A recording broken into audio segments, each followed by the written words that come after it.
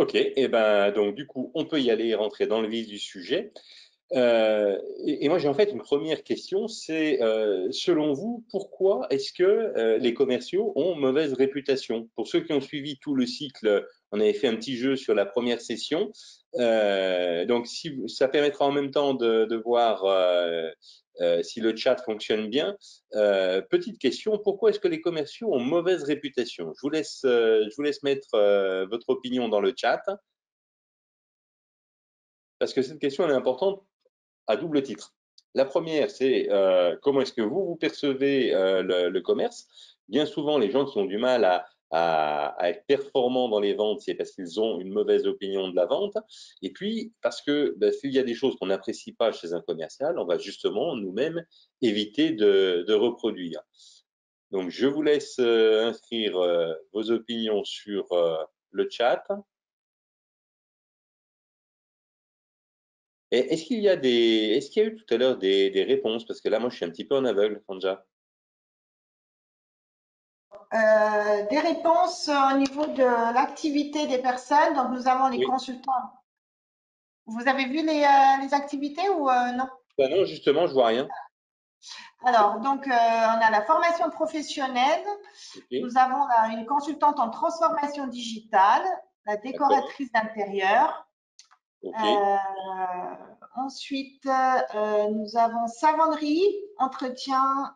Alors, oui, savonnerie, ça doit être fabrication des savons. oui, oui, oui. Qui fait Et des transport de alarmes. personnes de moins de 9 places. D'accord, ok. Donc, mis à part la savonnerie, pour l'essentiel des services, ok. Alors, on va rentrer un peu plus dans le vif du sujet. Bien souvent, les gens ont une mauvaise image des commerciaux parce qu'ils n'ont pas envie d'avoir quelqu'un d'insistant qui vient proposer quelque chose de pas forcément adapté ou de quelque chose qui n'est pas au bon prix. Et donc, aujourd'hui, on a au moins trois obligations d'être de plus en plus professionnels. Hier, un vendeur à la Jean-Claude Convenant, ça pouvait passer. On disait, ah, lui, il a du baratin, ça peut faire un bon commercial. C'est mort, ça n'existe plus. Ça n'existe plus, même s'il reste encore quelques spécimens en voie de disparition pour trois raisons.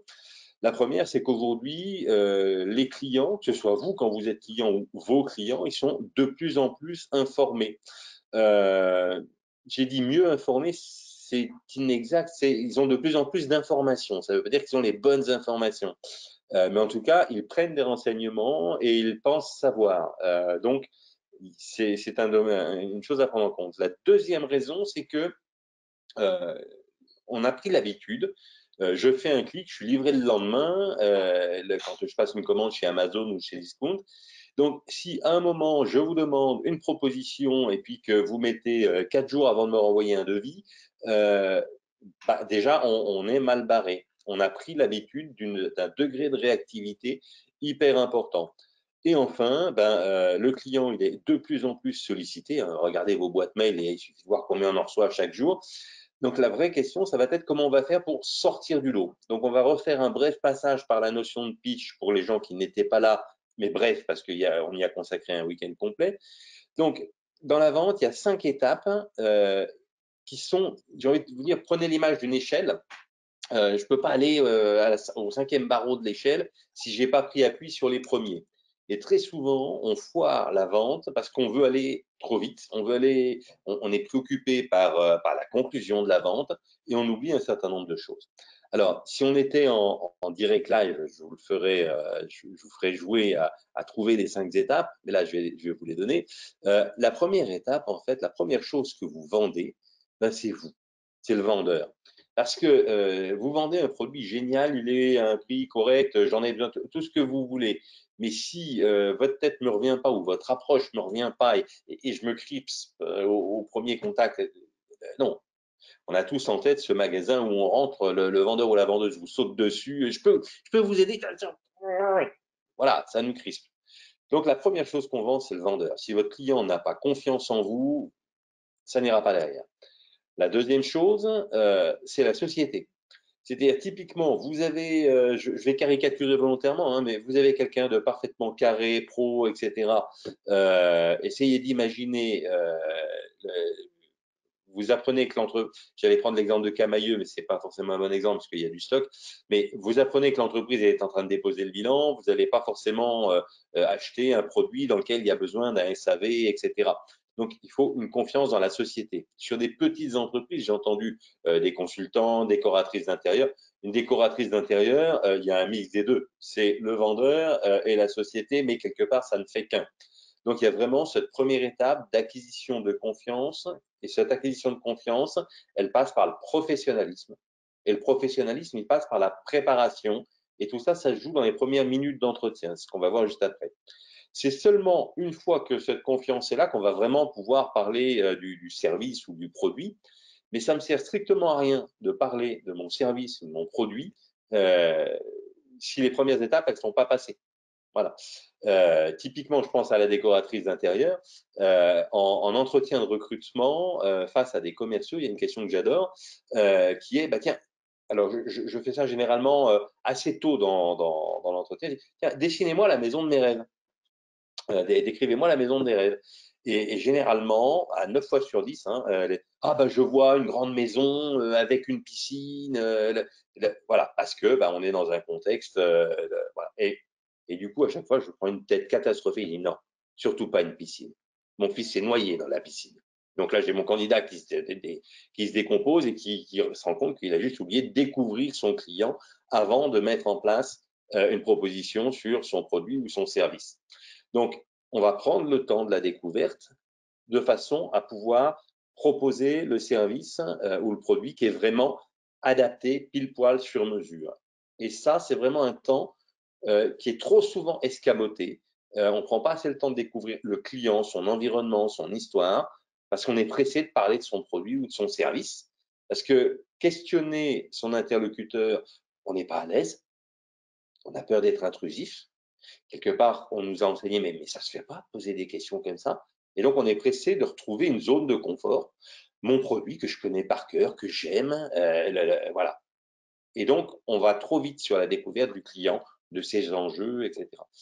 C'est seulement une fois qu'on aura fait tout ça, qu'on aura parlé du service, qu'on pourra parler du prix. Parce que si je n'ai pas fait percevoir à mon client que le service que je vais lui apporter, c'est exactement ce qui convient pour résoudre son problème et lui éviter les emmerdements qui l'empêchent de dormir la nuit, il ne percevra pas la valeur. Et donc, forcément, je vais entendre le « c'est trop cher ». Et puis, il n'en reste plus qu'un. Vous êtes quelqu'un d'éminemment sympathique, vous avez convaincu votre interlocuteur, le produit, c'est pile poil ce qu'il lui faut, le prix, ça va, mais après, il y a un moment où il faut passer à l'acte et il faut tendre le stylo et avoir le contrat prêt à signer. Donc, ces 5 étapes-là, je vais vous demander de les garder à l'esprit et petit exercice à faire après le webinaire, de débriefer vos derniers entretiens de vente en vous disant, tiens, est-ce qu'il avait vraiment confiance en moi? Est-ce qu'il avait vraiment confiance dans mon entreprise et ma capacité à réaliser? Est-ce que je lui ai bien fait percevoir ce que mon produit ou mon service allait lui apporter pour pouvoir justifier le prix? Et quelque part, qu'est-ce qui a empêché ou qu'est-ce qui a fait qu'il a pris son stylo et qu'il a posé bon pour accord, signature, sorti son tampon et boum. Donc, 80% des ventes se ratent au premier entretien et donc c'est celle où on entend j'ai pas le budget, il faut que j'en parle à, c'est pas dans nos priorités. Si je décrypte ça, j'ai pas le budget. Si vous avez ça à un deuxième ou un troisième entretien, c'est de votre faute. C'est que vous n'avez pas posé les bonnes questions au premier entretien. Pareil pour il faut que j'en parle à. Ça veut dire que pendant le premier entretien, on ne s'est pas suffisamment intéressé à qui décide et comment on décide. Ah bah oui, mais dans la décision, il y a telle et telle personne qui est dans la boucle. Je vous donne un exemple. Pour ceux qui font du B2B, c'est-à-dire du commerce vers les entreprises, dès qu'on est sur des entreprises un peu structurées, on a de plus en plus d'interlocuteurs dans la boucle. Et aujourd'hui, c'est courant d'avoir 5 ou 6 personnes qui vont intervenir dans un cycle de vente. Même s'il y a un seul décideur au final, on a de plus en plus de gens qui vont être consultés. C'est pas dans nos priorités, c'est juste que votre interlocuteur n'a pas compris ce qu'il perd dans sa situation actuelle et ce qu'il gagne dans la situation nouvelle avec votre produit ou votre service. Donc, c'est trop cher, c'est la même chose. Hein. Donc, le premier entretien, il a coûté cher parce que si vous vous amusez à prendre votre compte d'exploitation et à voir combien de temps et combien d'argent vous avez passé pour obtenir un rendez-vous, vous allez voir que le coût d'un rendez-vous, c'est un investissement qui mérite qu'on le fasse correctement. Puis, on n'a qu'une seule fois l'occasion de faire une bonne première impression. Hein. Le dicton, il est vieux comme le monde, mais il est toujours d'actualité. Surtout que vos prospects, ils sont sollicités. Donc, si ce n'est pas vous, c'est un autre. Il y a des consultants, je suis consultant, des gens qui sont consultants, vous mettez un coup de pied dans un lampadaire et il en tombe 10. Hein. Donc, pourquoi vous, pourquoi moi? Ça va se jouer dans les premières minutes de l'entretien. Donc, vous avez quelques secondes pour faire votre première impression et je vous invite encore une fois à réfléchir à comment vous êtes vous quand vous êtes client. Vous laissez rarement de chance. Ah oui, mais peut-être qu'il n'était pas en forme ce jour-là et peut-être qu'il faut que je sois un peu plus patient. La bonne explication va venir. Je ne sais pas si on est très nombreux à être comme ça. Donc, la première chose qu'on va faire, c'est qu'on va cadrer l'entretien. C'est-à-dire que mon client, il a peur de quoi? Que je lui fasse perdre du temps, que ça ne soit pas adapté, que je passe deux plombes à lui parler de ma boîte avant de m'intéresser à lui. Donc ça, on va lever ces freins-là tout de suite. Donc la structure d'un cadrage, c'est bonjour monsieur, je suis ravi de pouvoir vous rencontrer, et pas je vous remercie de vous rencontrer, hein, on est sur un pied d'égalité. Je suis ravi de vous rencontrer. Ce que je vous propose, c'est qu'on procède de la manière suivante. Je vais prendre quelques instants pour me présenter, puis on passera l'essentiel à parler, l'essentiel de l'entretien à parler de vous, de votre entreprise, de vos enjeux, de vos projets. Et puis, on gardera un petit temps à la fin pour parler des modalités d'une éventuelle collaboration. Est-ce que ce schéma vous convient? J'ai jamais personne qui m'a dit non. OK, de combien de temps est-ce qu'on a?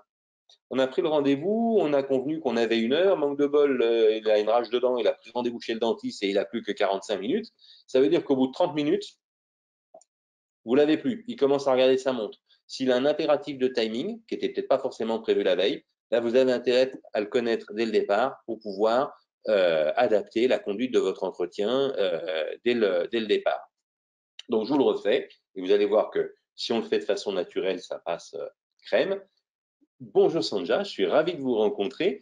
Ce que je vous propose, c'est qu'on procède de la manière suivante. Je prends quelques instants pour me présenter, comme ça on passe l'essentiel de l'entretien à parler de vous, de votre projet de décoration, de l'agrandissement dont vous m'avez parlé. Et puis on gardera un petit temps à la fin pour voir comment est-ce qu'on peut avancer ensemble ou pas sur ce projet. Ça vous convient? Ok. On avait dit 1 heure, c'est toujours d'actualité? Parfait. Et une fois que j'ai fait ça, déjà j'ai quelqu'un qui est rassuré. Ok, j'ai un pro, il sait où il va. Ok, il va pas me prendre 2 heures pour la présentation. Et maintenant, il faut que je tienne ma promesse. Et donc, je vais enchaîner avec le pitch. Donc, pour ceux qui étaient là sur le webinaire spécial pitch, le pitch, c'est 30 secondes à 1 minute sur les éléments clés. Alors, 2 mots d'histoire. Le pitch, c'est né dans les années 30 et l'idée, c'était d'être capable de se présenter en quelques minutes dans une montée d'ascenseur pour arriver à faire comprendre à son interlocuteur, non pas qui on est, ce qu'on fait, mais qu'est-ce qu'on peut lui apporter et pourquoi il faut qu'il me reçoive. Donc, on n'a pas un pitch, mais on en a plusieurs parce que le principe va être le mail au téléphone ou par mail ou sur votre profil LinkedIn qui en lui-même est un pitch. Idem en rendez-vous. Donc, le pitch, parlez pas de vous, parlez-moi de moi en tant que client. Quel est le problème que vous résolvez et qu'est-ce que vous m'apportez en plus? Voilà. Et qu'est-ce que vous m'évitez comme douleur? Je reprends l'exemple que j'avais donné à l'époque du pitch.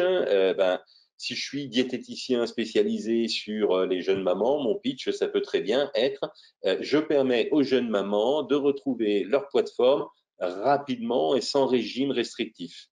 Voilà. Il y a ce que je vous apporte et il y a ce que je vous évite comme douleur. On a très très vite compris.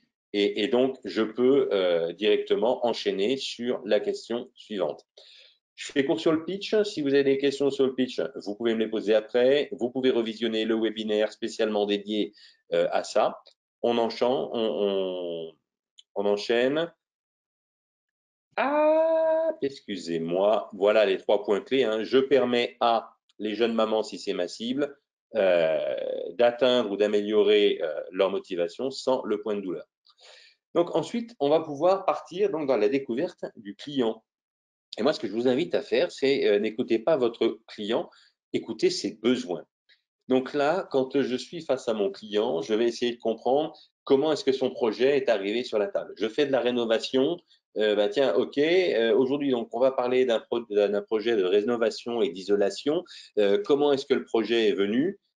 S'il a son beau-frère bricoleur qui lui en a parlé parce qu'il a fait ça chez lui, ça va déjà me donner une piste. Ou parce que madame a vu une annonce ou a une amie qui l'a fait puis qui a fait une économie de X milliers d'euros, c'est différent. Comment est-ce que le projet est venu? À l'intérieur de ça, aujourd'hui, ce projet, si on devait idéalement le poser sur un calendrier, vous le mettriez pour quand? Généralement, le client, soit vous dit, oh, pas pressé, ou au contraire, il sera pressé. Il faut comprendre pourquoi. D'accord, donc vous me dites rapidement, il faudrait que ça soit fait d'ici le mois de février. Pourquoi? Qu'est-ce qui se passe pour le mois de février? Qu'est-ce qui se passe si c'est pas fait? Et là, je vais donc aller attraper des arguments qui me serviront plus tard quand je vais avoir un client qui, à un moment, va me dire oui, mais pas tout de suite, pas maintenant, je veux réfléchir, etc.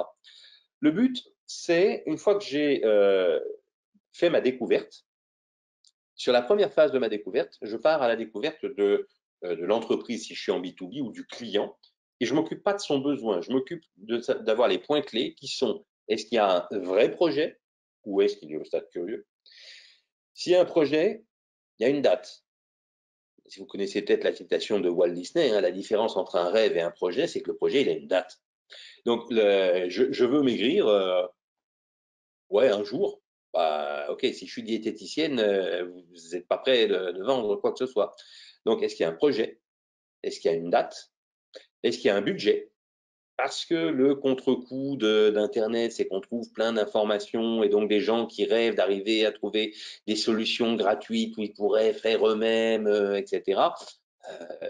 Moi, c'est pas parce que Marc Vera va me donner la recette de son plat signature que je vais être capable de le faire, hein. Donc, est-ce qu'il y a un projet? Est-ce qu'il y a une date? Est-ce qu'il y a un budget? Même approximatif? Et puis, s'il me dit, mais oui, oui, mais j'en ai bien, mais je vous le donnerai pas. On peut donner une fourchette de ce que nous, on sait avoir comme budget. Oui, bon, donc, ok, vous en avez un, vous voulez pas me dire. Si vous avez envie de jouer au chat, à la souris, pas de souci. Donc, vous savez sans doute que un produit comme ça ou une prestation comme ça, c'est un budget entre temps et temps. Et vous donnez en fourchette basse la fourchette qui correspond à votre vrai prix. Et vous voyez bien si vous avez quelqu'un qui vous fait un double saut périlleux ou qui ne moufte pas, parce que oui, c'est à ça qu'il s'attendait. Projet, budget, date. Et la dernière chose, c'est qui décide et comment on décide. Qui sont les personnes qu'il va falloir mettre dans la boucle? Parce qu'on peut très bien se retrouver avec quelqu'un qui a été chargé de débroussailler le terrain. Je vois ça dans certaines entreprises où on va confier à un alternant ou à un jeune ingénieur le boulot de décortiquer, de faire un premier tri. Bon, c'est bien de le convaincre, mais c'est jamais lui qui va décider de quoi que ce soit, hein. Il décide déjà pas d'acheter un stylo, donc c'est pas lui qui va aller acheter votre produit ou vos prestations. Une fois que j'ai ça, je vais pouvoir passer à son besoin d'un point de vue technique. Donc, je vais reprendre l'exemple de la décoratrice d'intérieur. OK, alors aujourd'hui, vous voulez refaire la déco. Quelles sont vos contraintes? C'est pourquoi? OK, c'est venu pour un problème de place, il faut pousser les murs. OK, alors expliquez-moi comment vous vivez, quelles sont vos contraintes, etc. Là, je vais partir à la découverte du besoin d'un point de vue technique. Alors qu'avant, j'étais sur la découverte de l'homme, de l'entreprise, de son histoire, de son projet, etc. Là, l'idée, c'est de lui faire la liste au Père Noël. C'est-à-dire que j'aimerais que ça fasse ça, j'aimerais que ça fasse ça, j'aimerais que ça fasse ça, j'aimerais que ça me fasse le café, etc. Et le tout sans effort, voilà. Ça me permet d'avoir la liste la plus exhaustive possible de toutes les envies de mon client. En gros, je l'aide à faire son cahier des charges s'il ne l'a pas fait correctement. Et ensuite, je vais pouvoir lui poser une question à laquelle ils ont souvent du mal à répondre, qui est maintenant, faites-moi le podium de vos priorités. Là-dessus, votre priorité, c'est quoi? Qu'est-ce qui est le plus important? Pourquoi? Et là, souvent, vous avez le client qui vous fait parce que bien souvent, il n'est pas au clair sur ce qui est le plus important. Et moi, je veux l'amener à réfléchir parce que je n'ai pas envie d'argumenter sur quelque chose qui n'est pas important. C'est important que je puisse argumenter sur ce qui est le plus important pour lui et surtout que je puisse comprendre pourquoi c'est important. Parce que si je suis sur quelque chose qui se vend en deux étapes, première étape, on débroussaille, etc., puis je fais un devis et je reviens avec le devis ou avec une démo, etc., je vais pouvoir dire, OK, écoutez, monsieur, j'ai bien compris. Donc là, moi maintenant, je vais préparer la démo. On va se revoir dans 8 jours. On cale notre agenda tout à l'heure. Et lors de cette démo, je vais effectivement être focus sur le point numéro 3 parce que j'ai bien compris que c'est important pour vous pour telle raison. Je serai particulièrement vigilant sur point numéro 2 puisque vous m'avez expliqué que ceci, cela. Et bien sûr, toute mon attention sera polarisée sur point numéro 1 puisque ceci, cela. Et donc là, j'ai quelqu'un qui, du coup, ayant bien compris que, OK, il a compris, il va aller là où ça m'intéresse, donc j'ai un intérêt à le revoir, donc je peux caler le rendez-vous numéro 2. Et moi, ça me permet, dans toute l'argumentation, d'aller directement sur la mise en place d'une offre qui soit vraiment cousu main, qui soit adaptée. Et tous autant qu'on est, on aime bien cette notion de cousu main, de personnalisé. Voilà. Donc, qu'est-ce qui est important? Pourquoi c'est important? Et c'est seulement maintenant, quand vous avez ces éléments-là, que vous avez le droit de vendre. Donc, je récapitule. Pour avoir le droit de vendre, pour avoir le droit de rentrer en argumentation, je dois avoir validé qu'il y a un vrai projet, c'est pas un curieux, il y a une date, il y a un budget, je suis au clair avec qui on décide et comment est-ce qu'on va décider. Je vends à une start-up et oui, dès qu'on aura fini notre levée de fonds, j'ai intérêt à me renseigner sur où est-ce qu'ils en sont dans leur levée de fonds. Est-ce qu'ils sont à la finalisation des actes chez l'avocat ou est-ce qu'ils vont prendre rendez-vous pour aller faire le premier pitch? C'est juste pas la même chose. Hein.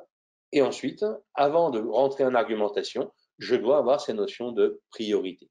Voilà.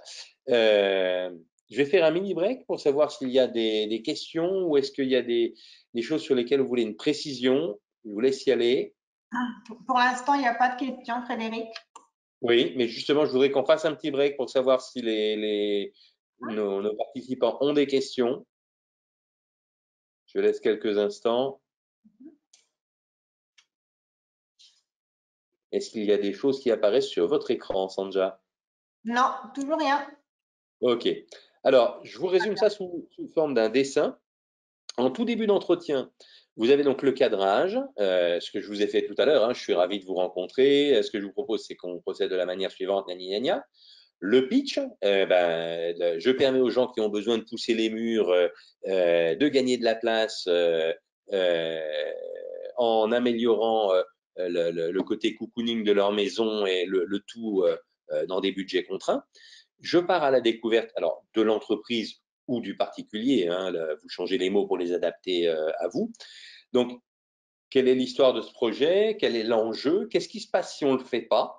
Quelles sont les autres solutions alternatives?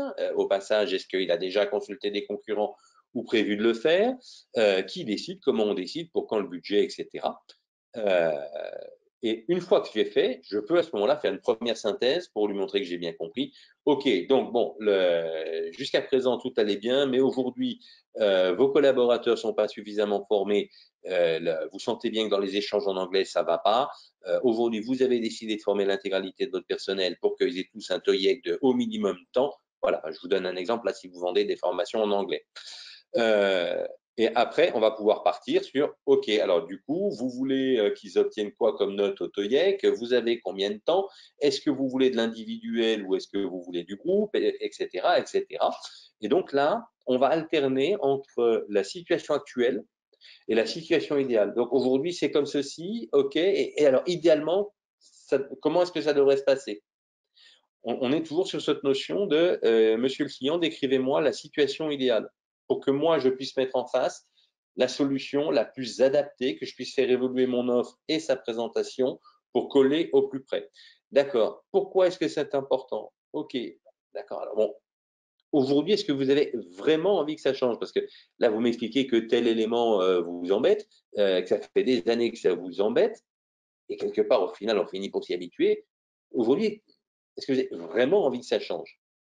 Si je teste cette envie de changement à ce moment-là, c'est parce que quelqu'un qui va me dire oui, oui, non, j'en ai marre, je veux que ça change, va avoir beaucoup plus de difficultés à me dire un petit peu plus tard oh, non, je vais attendre. Vous voulez attendre? Attendez, tout à l'heure, vous m'expliquiez que, maintenant, vous me dites que vous voulez attendre. Voilà.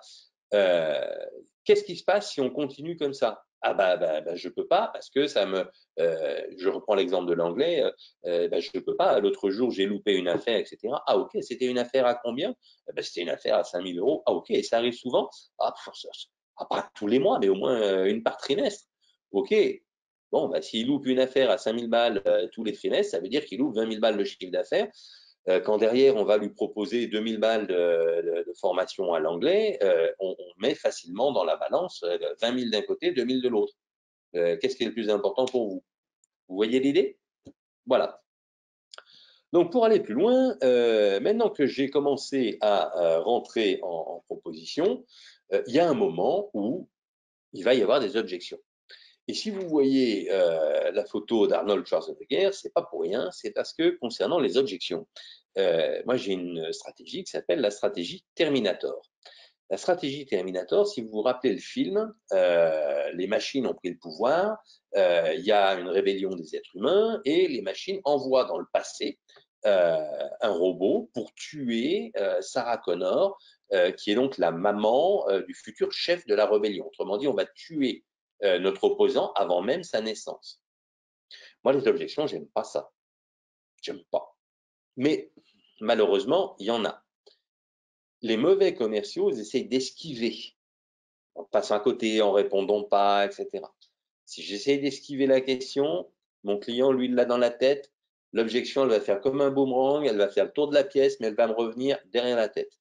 Donc, le meilleur moyen, c'est effectivement de la tuer avant sa naissance. Et c'est pour ça que j'insiste très lourdement sur tout ce qui se passe en amont, de façon à bien faire prendre conscience au client de ce qu'il veut, de ce qu'il ne veut pas, de comment il veut que ça se passe, etc. Pour plus avoir toutes ces objections liées à c'est pas prioritaire ou le budget, etc. Ça, il faut au maximum qu'on les traite avant. D'accord? Alors, je vais vous inviter, avant qu'on rentre dans le vif du sujet du traitement de l'objection, si vous avez une lecture à faire sur la vente, je vous recommande Spin Selling de Neil Rackham, qui reste aujourd'hui encore, c'est un bouquin qui a été écrit dans les années 80, et ça reste encore aujourd'hui l'étude la plus exhaustive sur les entretiens de vente. Ils ont décortiqué des dizaines de milliers d'entretiens de vente dans, je crois, une trentaine de pays.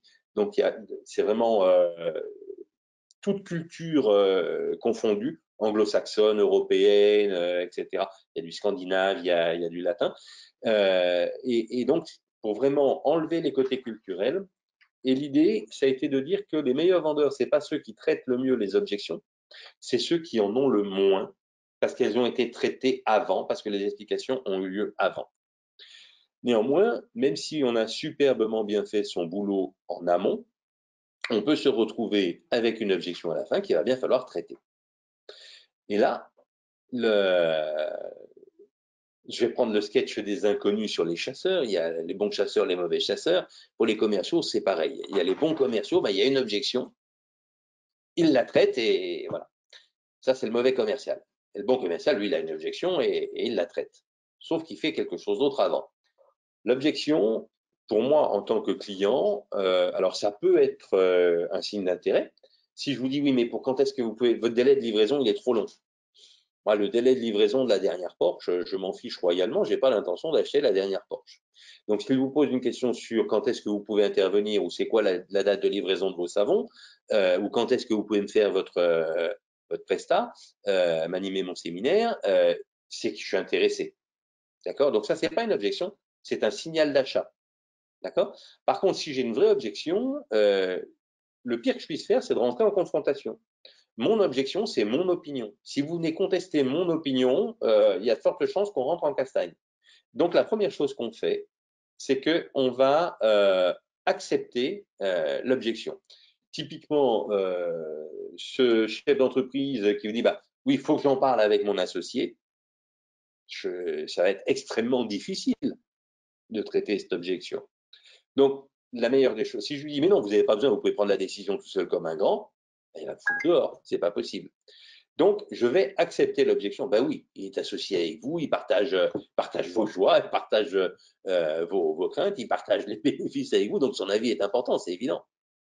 Un client qui fait une objection, c'est un client qui se protège, il se met en garde. Vous essayez d'imaginer un boxeur. Donc, à partir du moment où je suis d'accord, ça va. Moi, j'avais peur que cette espèce de méchant vendeur se mette à me faire du forcing. Alors que, ouf, il est en train d'accepter. Donc, je me détends. Il a déjà marqué un point. On va pouvoir passer au deuxième. Le deuxième point, c'est que je vais isoler. Mais, mis à part en parler à votre associé, et vous noterez que je joins le geste à l'appareil, mais mis à part en parler à votre associé, aujourd'hui, c'est la seule chose qui vous retient pour valider notre collaboration? Si j'ai pas un oui franc et massif à ce stade-là, ça veut dire que l'objection, je veux en parler à mon associé, c'est un petit peu comme les poupées gigognes, si vous voulez. C'est la grosse poupée qui cache la plus petite. Et moi, celle qui va m'intéresser, c'est la toute petite. Donc, soit j'ai un oui franc et massif, ok, ça veut dire que j'en ai qu'une, je vais pouvoir la traiter. Soit, oui, il faut que j'en parle à mon associé parce que quand même, c'est un peu cher. Ah, ça veut dire qu'avant même d'aller plus loin, il va falloir que je traite la question du prix et donc la question du retour sur investissement du travail qu'on doit faire ensemble ou du produit que je veux lui vendre. Vous saisissez l'idée? Donc, j'accepte, j'isole. Le fait d'isoler me permet de vérifier que c'est bien celle-ci et que j'en ai pas une cascade. Là, oui, non, il faut que j'en parle. Ah, oui, c'est la seule chose qui vous retient. Oui, enfin, puis quand même, il y a le prix, puis est-ce que c'est le bon moment puis de toute façon, il faut aussi que je vois vos concurrents. Bon, ok, c'est pas la peine d'essayer d'aller faire un closing. Là, il faut que je fasse du balayage, il faut que je fasse du nettoyage et que je puisse poursuivre la discussion et mon argumentation. Beaucoup de commerciaux vont se contenter d'accepter de faire une reformulation parce qu'on leur a appris ça dans les bouquins de vente ou dans les stages de vente. Ils ne vont pas isoler. Donc, du coup, ils vont se prendre des enchaînements d'objections. Et puis surtout, ils ne vont pas faire la troisième astuce que je vais vous présenter maintenant. La troisième astuce que je vais vous présenter maintenant, elle n'est pas facile à faire. Souvent, on n'ose pas. Et comme on n'ose pas, on se prend les pieds dans le tapis. La troisième astuce, elle consiste à vérifier l'intérêt. C'est-à-dire, si oui, oui, la seule chose qui reste, c'est en parler à mon associé ou en parler à ma femme ou ce que vous voudrez. Hein. Là, ok. Donc, ça signifie que vous êtes convaincu. Soit j'ai un oui franc et massif, soit il y a encore un loup quelque part. Et on a du mal à poser cette question-là. Mais vous êtes convaincu? Parce qu'on a peur d'entendre un non. Seulement, moi, je préfère entendre un non ou un peut-être ou un pas sûr à ce stade-là, où j'ai encore du temps, plutôt qu'au moment où j'ai vraiment le contrat qui est posé sur la table et où là, on est vraiment en phase de closing. D'accord? Donc, ok, je comprends, vous voulez en parler à votre associé, ben oui, c'est normal, il partage, vous êtes à moite-moite, donc c'est juste logique. Mis à part en parler à votre associé, c'est la seule chose qui vous retient aujourd'hui. Oui. Donc, vous êtes convaincu. Oui. Ça fait 2 fois qu'il me dit oui. Donc là, maintenant, je vais pouvoir passer à la dernière phase qui est de traiter. Ok, alors à ce moment-là, écoutez, monsieur, votre associé, il y a combien de temps que vous êtes associé? 10 ans, hein, vous m'avez dit, oui. Donc vous le connaissez, votre associé. Qu'est-ce qu'il va vous dire? Il va vous demander, est-ce que tu es sûr? Est-ce que c'est pas trop cher, etc. Et donc là, je vais pouvoir refaire une argumentation pour être sûr que c'est au moins béton avec mon interlocuteur du moment, avant de pouvoir dire, ok, alors, vous savez, vous connaissez parfaitement votre associé, moi je connais parfaitement mon produit, vous allez en parler avec votre associé, il va vous poser des questions, c'est normal, et si dans le lot il y a des questions qui sont un peu touchy, j'aime autant pouvoir y répondre. Quand est-ce qu'on pourrait le rencontrer? Il est là, suivant les circonstances. Je tente de voir je veux en parler à tout de suite, ou sinon, il va falloir que je reprogramme un rendez-vous et que j'évite à tout prix ouais, ok, mais je vais lui en parler et je vous rappelle. Voilà, je vous rappelle. Voilà. Si 5% des gens qui doivent me rappeler depuis plus de 20 ans que je fais ce métier me rappelaient cet après-midi, j'ai plus de boulot que ce que je peux en faire pour occuper les années qui me séparent de la retraite et mes premières années de retraité. Voilà. Donc, ce que je veux vous faire passer comme message, c'est que le traitement de l'objection, c'est une vraie méthode et que si je suis pressé d'argumenter, je vais rentrer en confrontation, ça ne va pas aller. Pensez donc à accepter pour faire baisser la pression, on isole, on vérifie l'intérêt et on traite. Voilà. Donc, pour conclure, parce que ben, mine de rien, une heure, ça va passer rapidement si on veut faire prendre un temps pour faire des questions-réponses. Si on suit le schéma que je viens de vous indiquer, ben, le closing, il va se faire tout en douceur parce que le travail, il a été préparé en amont. C'est-à-dire que le closing, c'est pas autre chose que la conclusion de tout le travail que vous avez fait avant. Si je vais prendre une image, avant-hier, Julia Simon, la biathlète des saisies, a remporté une magnifique victoire. Mais cette magnifique victoire, en fait, c'est une conséquence. C'est la conséquence du travail qu'elle a fait au Revard cet été, aux saisies, etc. C'est une conséquence. Donc, concentrez-vous sur la manière. Et la conséquence, c'est que le closing va venir euh, tout en douceur. Le contrat. Alors, beaucoup de ventes, l'une des difficultés qu'ont souvent les indépendants, c'est que ben, j'ai une offre à faire et pendant que je suis en train de préparer des devis, des offres, etc., pendant ce temps-là, je ne produis pas, je ne prospecte pas, etc. Donc, essayez d'avoir idéalement un contrat type. Si ce n'est pas possible, un contrat où, à minima, vous avez une structure qui va s'adapter pour tout le monde et quelques blocs qui peuvent se faire très très rapidement, de façon à pas perdre de temps sur la rédaction de vos offres, à la fois parce que pendant que vous faites ça, vous produisez pas, vous vendez pas. Et puis, si ça doit prendre du temps, vous risquez d'avoir du délai entre le rendez-vous et la vente.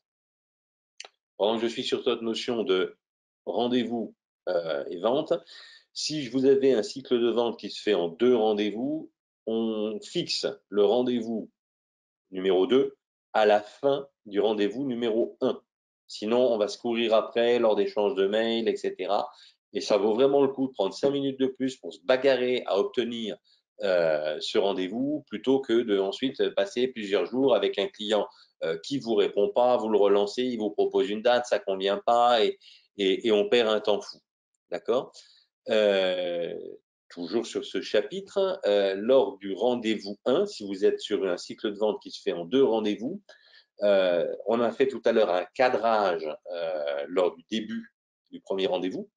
En fin de rendez-vous, eh ben, je vais faire un cadrage pour expliquer comment va se passer le second rendez-vous. Je reviens sur l'exemple de j'ai besoin d'une démo ou j'ai besoin de revenir avec un devis et de vous commenter le devis, parce que je ne vais pas me contenter d'envoyer un devis et puis d'attendre à votre bon cœur, monsieur, dame. Hein. Un devis, ça s'explique, ça se commente. Et si on est d'accord sur le devis, on le valide. OK. Alors là, ça dépend si vous faites un entretien physique ou si vous faites un entretien à distance. Et si vous faites un entretien à distance, vous avez tout intérêt à avoir un système de signature électronique qui permet de fluidifier les choses pour gagner du temps, pour faciliter le travail à votre client. Donc, typiquement, je dois revenir avec une démo, je pense à des gens qui vendent des logiciels ou des choses comme ça. Bah, ok, j'ai bien compris, monsieur, je prépare ma démo. Elle comprendra bien sûr une attention particulière à point numéro 3 parce que ceci, à point numéro 2, nani. Je ferai un focus sur point numéro 1. Voilà. Pendant la démo, bah, vous allez avoir des questions, c'est normal. Je répondrai donc à toutes vos questions. De cette manière, eh bien, à la fin de la démonstration, bah, vous aurez tous les éléments en main pour prendre votre décision en toute connaissance de cause et voir si on va ensemble plus loin ou pas. Je donne toujours la possibilité aux gens de dire ou pas, ce qui est une manière de dire à l'issue de ce rendez-vous, on décide. C'est pas OK, c'est un rendez-vous de prise d'information et ensuite je réfléchis. C'est un rendez-vous pendant lequel on va vous montrer des choses, on va réfléchir ensemble et on va décider ensemble de continuer ou pas. D'accord. D'où le fait qu'à partir de ce moment-là, je suis cohérent à réclamer la présence de toutes les parties prenantes pour pouvoir obtenir une décision. Dernier point, facturer rapidement dès la fin de la prestation ou dès que vous avez livré. Et c'est aussi pour ça que c'est bien d'avoir un contrat qui soit simple. Et n'hésitez pas à relancer sans attendre. Si vous avez un client qui ne paye pas pile à date, et pourquoi est-ce que je vous parle de ça? Parce que alors là, je vois qu'il y a beaucoup d'indépendants ou de jeunes créateurs, mais dans des entreprises où j'ai le vendeur qui vend et puis la compta qui facture et qui envoie les relances, on peut des fois avoir des problèmes parce que on n'a pas la personne qui fait l'acte de vente n'a pas cadré de manière suffisamment claire et précise le mode de règlement. Et donc, du coup, je vais me retrouver, bon, ok, le client est d'accord, on prend le contrat, on lit le contrat, on le commente ensemble, et quand on arrive à la page paiement, voilà, donc bah, on est réglé à 30 jours fin de mois. Donc là, vous m'avez dit que vous souhaitiez être livré le temps, donc du coup, ça veut dire que la facture que vous recevrez fin novembre sera réglée au plus tard pour le 31 décembre. On est bien d'accord? Et là, soit j'ai quelqu'un qui me dit, ah non, non, chez nous, c'est 30 jours fin de mois, le 10, j'accepte ou j'accepte pas, je négocie, etc. Mais au moins, les choses sont claires. Je ne me retrouve pas à attendre de l'argent et, ah ben non, et puis je fais des relances pour m'entendre dire, ah mais non, non, chez nous, c'est 30 jours fin de mois, le 10. Et pendant que je fais des relances, je ne produis pas, je ne vends pas, je ne prospecte pas. OK? Donc voilà sur l'entretien et volontairement, j'ai préféré dérouler les slides relativement rapidement pour qu'on ait du temps sur des questions, sur des cas réels. Donc je vous écoute pour vos questions. Qui a la première question? Alors, il y a une question de Virginie. Elle voulait Oui. savoir, c'est quoi sous-accepter? Sous-accepter? Sous-accepter. Je n'ai pas parlé de sous-accepter. Alors, je pense que… Est-ce que vous pouvez nous préciser, Virginie, votre question? En attendant, j'ai une autre question. Doit-on avoir la même démarche pour convaincre un client à accepter un devis lors d'une conversation téléphonique? Un démarchage téléphonique plutôt, oui. Alors attendez, parce que comme je suis en train de chercher, voilà, j'ai bien parlé d'accepter. Là, je remets là. Alors, est-ce que vous pouvez me répéter la question à propos du téléphone? Sous-accepter. Mais j'ai pas parlé de sous-accepter. C'est pour ça que j'ai remis le slide. Donc, si Hein. la personne peut repréciser la question, parce que j'ai pas, je vois pas ce que ça veut dire sous-accepter. Donc, en Est-ce que vous pouvez, attendant que… Oui, ouais. Vous pouvez me redonner la question là, à propos de l'entretien au téléphone? bien sûr. Donc, la personne voulait savoir si on devait avoir la même démarche pour convaincre un client à accepter un devis lors d'une conversation téléphonique. Alors, un devis, alors, j'ai expliqué tout à l'heure qu'un devis, pour moi, c'est pas quelque chose qu'on envoie quelque chose, c'est quelque chose que l'on commente. Donc, je vais graduer ça, c'est un peu comme des cercles concentriques. Alors, tout dépend aussi de l'enjeu, tout dépend si je suis en train de vendre quelque chose à 500 euros ou si je vends quelque chose à 3, 4, 5, 10 000 euros. Mais si je suis sur des ventes à enjeu et que je vends en local, moi, je préfère sur des ventes à enjeu financier important, je vais aller me commenter le devis sur place, physiquement, les yeux dans les yeux. Ça, c'est la première des choses. La seconde chose, si on est trop loin ou que l'enjeu est plus faible, je vais essayer de le faire plutôt par visio que par téléphone. Tout simplement parce que par visio, je vois une grimace sur la tête de mon interlocuteur, etc. Je ressens des choses que je ne ressens pas par téléphone. 80% de la communication, c'est du non-verbal. Donc, ça va être, on sera mieux en visio que par téléphone. Et donc, pour répondre à votre question, par téléphone, oui, la démarche reste exactement la même, la structure est exactement la même. Par contre, la vente par téléphone, c'est plus compliqué parce que comme justement, je ne vous regarde pas dans les yeux, si à un moment, elle me fatigue celle-là, oui, oui, bah c'est bon, hein, poum, raccrocher, ça ne demande pas un grand courage. D'accord? Si je suis les yeux dans les yeux avec vous, d'aller cliquer sur je coupe la conversation, faut que je sois fâché pour ça. Et puis, si je suis physiquement dans votre bureau qu'on est en train de discuter ou à votre domicile qu'on est en train de discuter, avant de me dire bon, bah, écoutez, monsieur, là maintenant, on va s'arrêter là, je vous raccompagne, c'est encore autre chose. D'accord? C'est purement psychologique ce que je vous dis là. Voilà, alors j'espère que ça répond à votre question, mais sur la structure, oui, que je fasse ma vente par téléphone, physiquement ou autre, le principe reste le même. Est-ce qu'on a d'autres questions? Non, juste une précision de Virginie qu'en fait, elle avait une question par rapport à vos slides. Je pense qu'elle avait un problème d'affichage, donc elle voyait pas ce qui était marqué sous-accepté. Et Ah, en dessous voilà. de Donc, après accepter. avoir D'accord. agrandi son écran, c'est bon, elle voit tous vos slides. Tout va bien. Oui, oui, ok. Donc, alors, ça y est, maintenant j'ai compris. En dessous de accepter, c'est isolé. C'est ok. Et donc, Ah, c'est mis tout à bon. part en parler à votre femme, c'est la seule chose qui vous retient. Ok. Mais vous, vous êtes convaincu. Oui, ok. Voilà. D'autres questions? Eh ben, non, j'en vois pas. Ah, si, attendez. Hop. Comment réagir lors d'une demande de devis par mail? Alors, ça dépend de ce que vous vendez. Est-ce qu'on peut avoir la précision? Est-ce que vous pouvez nous préciser, Bruno, s'il vous plaît?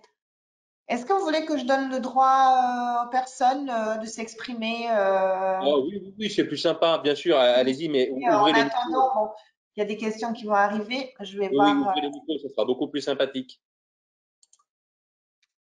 Alors, Et moi, je vais couper le slide pour vous voir en vrai. Voilà, ça va être bien plus sympa comme ça. Voilà. Alors, avant de savoir ce que vend Bruno, euh, principe de base, moi, je suis pas un vendeur de devis. Donc, alors, si j'ai des produits standards, etc., oui, ça peut, mais renvoyer un devis comme ça, alors j'ai besoin d'avoir le détail, hein, mais j'ai un petit peu l'impression que j'envoie une bouteille à la mer, quoi. J'ai aucun élément de contexte. Euh, il veut un produit de X, mais comment, pourquoi, combien il en veut. Enfin, c'est, je vais passer beaucoup de temps à envoyer des devis, beaucoup plus qu'à conclure des ventes, à mon avis. Mais sans connaître, sans savoir ce que vous vendez, c'est compliqué. Donc, Bruno, on peut avoir des précisions sur votre activité? alors, j'ai donné droit à tout le monde de s'exprimer à voix haute, si vous voulez. Donc, n'hésitez pas. Voilà, je vais laisser la main, je vais laisser la parole à Bruno. Ok. Bonjour. Bonjour Bruno. Bonjour. Oui, on vend du spectacle et tout ce qui est événementiel sportif. Ah Voilà. bah C'est alors, assez. alors a fortiori, essayez d'imaginer, faites-moi une vie pour m'organiser les festivités je fête mes 10 ans de mariage, je veux faire un événement, est-ce que vous pouvez m'envoyer un devis?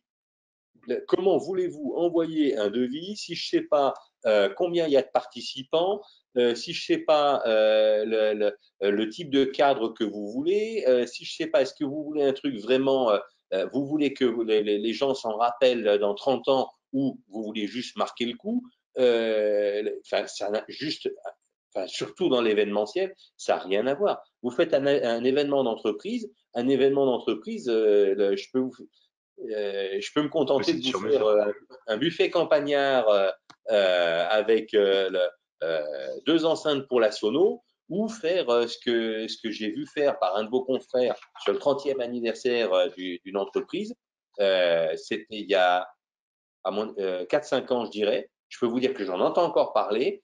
Quand on arrivait dans l'entreprise, vous aviez un truc où vous aviez votre nom avec un code barre. Et ensuite, avec le code barre, on accédait à l'endroit où on avait l'apéro. Et en fonction de ce que vous vouliez à l'apéro, c'était un robot qui allait chercher une bouteille de blanc, de rouge ou de rosé pour vous servir l'apéro, sans en renverser une goutte, etc. Enfin, il y avait tout un show autour. Alors ça, c'est du temps, c'est de l'argent. Mais il est évident que les gens s'en rappellent pas du tout de la même manière que si je fais voilà, un buffet campagnard avec du haut vin rouge, machin. Donc, là, pour le coup, je peux maintenant répondre de façon affirmative. Dans votre cas, certainement pas. Ok. Ok. Non, non, Après, vous c'est faites. souvent lié à des demandes très spécifiques par rapport à certains produits puis qui ont été déjà ciblés sur le site internet ou par rapport à du emailing. Et du coup, c'est vraiment c'est très spécifique. C'est pas forcément une demande large. Parce que nous, on est vraiment dans le spectacle pur et événementiel, mais plus spectacle animation vélo, exactement. Et du coup, ils Oui. ont déjà regardé un petit peu. Ils arrivent avec des demandes assez précises. Mais néanmoins, parce qu'on en a beaucoup comme ça.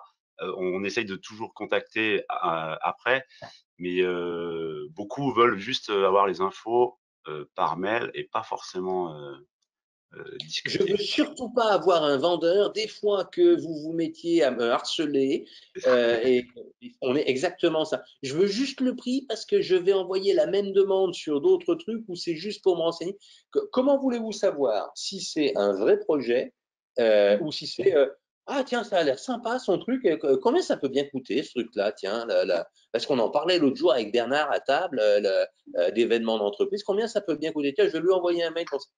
Voilà, enfin, je veux dire, il y a un moment, enfin, après, vous faites ce que vous voulez, hein, mais moi, je refuse de répondre sur un produit comme ça, je refuse de répondre par mail et j'ai un petit mot, je fais un petit mot type pour répondre. Mais écoutez, bien sûr, monsieur, j'aurais juste besoin de vous poser quelques questions lors d'un bref entretien d'une vingtaine de minutes.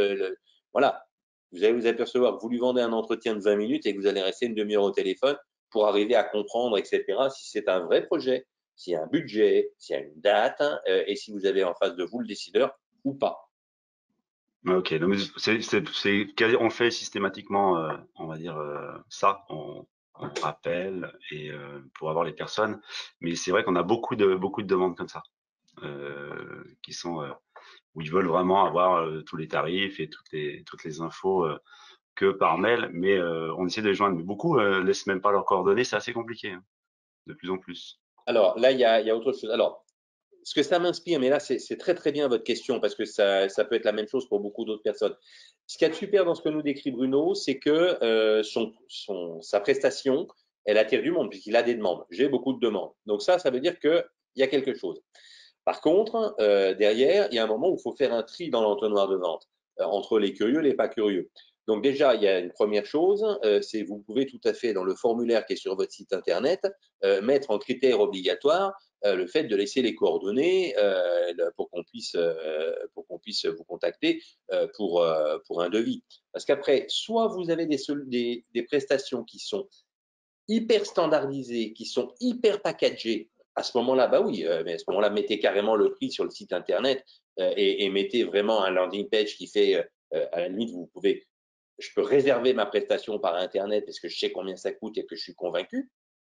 Mais ça implique d'avoir quelque chose qui est vraiment hyper packagé, hyper précis, etc. Soit j'ai besoin d'un minimum de questions, ne serait-ce que, je ne sais pas, la démo de vélo, quel est l'espace dont je vais disposer, est-ce qu'il y a des obstacles autour, j'ai envie de dire, trouver un prétexte pour pouvoir avoir la personne en ligne. Mais là, après, c'est ma conviction personnelle et tout dépend de combien vous avez de demandes. Mais celui qui n'est pas prêt à en discuter 15 minutes au téléphone, c'est qu'il n'est pas intéressé. Ouais, ok. Non, mais c'est ce qu'on fait. Mais voilà, je voulais juste avoir votre avis là-dessus et ça Alors, me conforte. oui, et ce que vous pouvez faire, qui est pas mal, pour éviter du temps, c'est moi, imaginons tout d'un coup, je sois à votre place, je vais mettre en place une séquence de mails. Je ne vais pas me contenter d'envoyer un mail, je vais automatiser ça. Il y a une demande sur le site, égale, ça envoie un mail. Bonjour monsieur, j'ai bien pris votre demande, je vous remercie. Pour vous faire une proposition la plus adaptée, j'aurais besoin de vous avoir lors d'un bref entretien d'une quinzaine de minutes. Quand est-ce que ça serait possible pour vous? Merci de votre retour. Et je n'attends pas, j'ai un autre mail qui est programmé, la séquence s'arrête si j'ai une réponse. J'ai un autre mail qui est programmé 3 jours après. Bonjour, avez-vous eu le temps de prendre connaissance de mon mail? Je vous demandais de prendre quelques instants pour qu'on puisse vraiment caler un certain nombre de questions techniques et sécurité. Quand est-ce que vous avez le temps? Boum, voilà. Et je peux lui en envoyer 3 comme ça. Et le troisième peut tout à fait être, bon, est-ce que je dois cesser mon suivi? Vous êtes parti vers d'autres projets, vous avez pas, je vois 3 possibilités. Vous n'avez pas eu le temps, vous êtes parti vers d'autres projets, vous parlez qu'en présence d'un café, ça tombe bien, on peut le prendre ensemble. Ok. Voilà. Alors, l'histoire du café, on le prend ensemble, c'est copyrighté Frédéric Dubois, mais je vous le donne. Ça marche Merci. bien. Voilà. D'autres questions? Est-ce que le livre dont vous avez parlé tout à l'heure, Spin Selling, est un livre écrit en anglais? Yes, but if you speak English like me, you can find it in French. C'est vachement bien quand même, hein. Non, non, vous le trouvez, si vous tapotez un peu dans Google, vous trouvez des traductions en français. Et c'est très bien pour les gens qui, comme moi, parlent anglais chaque fois que je perds un doigt. Voilà, c'était la dernière question. Après, voilà, n'hésitez pas à nous faire part de vos remarques, questions, commentaires. Vous allez recevoir un mail à l'issue de ce webinaire avec 2-3 questions sur le déroulement de ce webinaire. Et si vous voulez nous faire part voilà, des remarques, si vous avez des questions que vous n'avez pas eu le temps de poser maintenant, n'hésitez pas à nous les envoyer. Yes, si vous avez des questions, alors il y a 2 choses. Si vous avez une question comme ça, bah, vous pouvez les envoyer soit via la CCI, soit vous me les envoyez directement et je me ferai un plaisir d'y répondre, si ce n'est le jour même, en tout cas dans les 48 heures.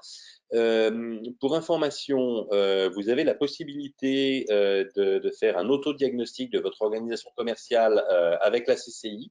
Ça prend pas énormément de temps et c'est un petit module qu'on a préparé ensemble avec la CCI. Et enfin, pour ceux qui seraient intéressés de travailler plus en profondeur sur leur démarche commerciale, on met en place par petits groupes de 4 minimum et 6 maximum pour qu'on soit vraiment sur de l'échange, du partage et un travail personnalisé. On met des petits groupes sur lesquels on va faire vraiment de l'accompagnement personnalisé sur la démarche commerciale de A à Z pour un budget qui fait 1 600 € pour 4 demi-journées. Format demi-journée pour que justement d'une séance à l'autre, vous ayez le temps de mettre en place ce que vous aurez vu lors de l'atelier précédent et vraiment faire des choses qui soient dans le concret et dans l'opérationnel qu'on peut mettre en pratique tout de suite. Voilà, donc il peut aussi bien concerner la prospection, les mails, les relances, l'argumentation, le pitch. Le programme sera ultra large puisque le programme sera au final fait par les participants pour qu'on soit vraiment sur la réponse à leurs problématiques. Voilà, interlocuteur en face de vous, Madame Pacano. Si vous avez juste des questions du coup sur ces demi-journées, n'hésitez pas à nous envoyer un mail ou à nous contacter. Et je rajoute juste que la formation des 4 demi-journées est de 1 300 € et pas 600, je crois que Oh, pardon. Je me permettais juste de rebondir, voilà. Mais voilà, c'est les 4 demi-journées du coup pour 1300 €. Oui, 1600, c'est le prix 2023, donc il reste quelques places pour 2022 au prix 2022, donc dépêchez-vous. Ça, c'est le biais cognitif, le FOMO, la peur de manquer. Non, c'est une plaisanterie, je me suis trompé. Merci pour la rectification. Voilà. Eh bien, écoutez, on avait dit 1 heure, il est 16h00, on a commencé à 15h00, c'était tip-top. Bravo. Merci à toutes et tous. Très bien. Merci Frédéric, merci à tout le monde.